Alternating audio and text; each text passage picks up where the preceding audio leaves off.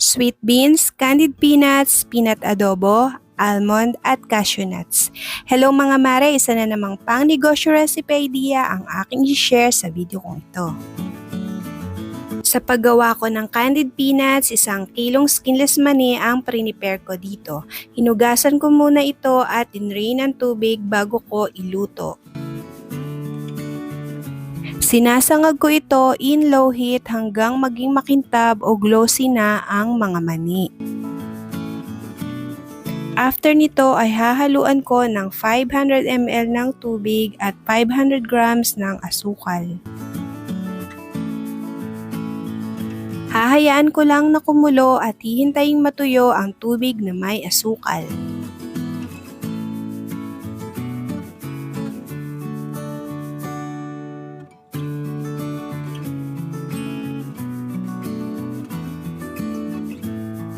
Kapag nag-caramelize na ang asukal ay kakapit na ito sa mga mani. Kaya nga dito ay nag-add na ako ng sesame seeds.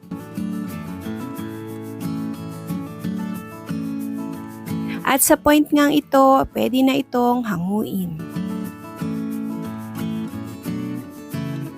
250 ml round microwavable ang ginagamit kong container sa pagre-repack.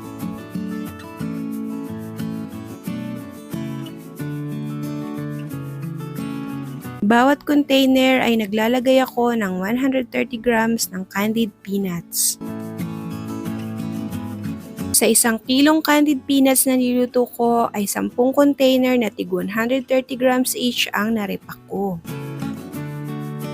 Sa part nga na ito ay adobong mani naman ang niluto ko. Naghiwa lang ako dito ng bawang ng maninipis at pagkatapos ay prinito ko ito at ginawang toasted bawang. Kapag nag-light brown, pwede nang hanguin. At pagkahango ng toasted bawang ay sinunod ko namang prito ang nahugasan ko ng skinless mani. 1 kilo at kalahati po ito. Halu-haluin lang para pantay ang maging pagkaluto at pag nagkulay brown, pwede na itong hanguin.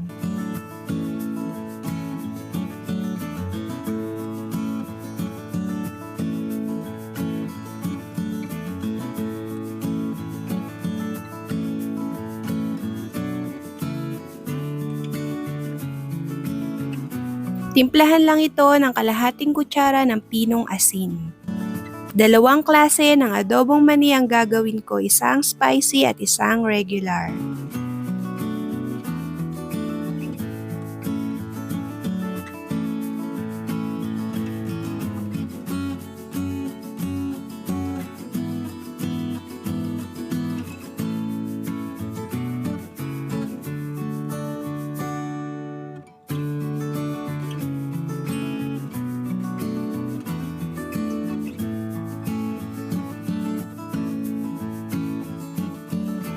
Kada container ay 130 grams ng adobong mani ang nilagay ko plus yung niluto kong toasted bawang sa ibabaw.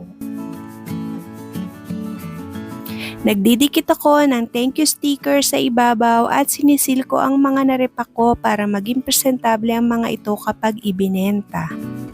Sa 1 kalahating kilong mani ay nakapag-repack ako ng 11 na container, 6 na spicy at 5 regular. Naglalagay rin ako ng label para malaman kung alin ang spicy at alin ang regular. Beans o sweet condol. Bumibili lang ako ng ganito sa palengke. Bawat plastic ay tumitimbang ito ng more or less ay 700 grams. Naglalagay ako ng 130 grams kada container at sa 2 plastic ng beans ay nakagawa ko o nakapag-repack ng 10 container. Dito naman tayo sa cashew nuts. 1 kilo ito ng unsalted cashew nuts na binibili ko sa mga online shops ng below 500 pesos. Mas nakakamura o nakakasave nga ako lalo na kapag nakasale. At lastly ay itong roasted almond nuts na binibili ko rin sa mga online shops na below 600 pesos kada kilo. Tulad ng cashew nuts, inaabangan ko rin itong mag-sale para makatipid ako. 100 grams each container din ang nilalagay ko pareho sa cashew nuts. 10 container ang nagawa ko dito.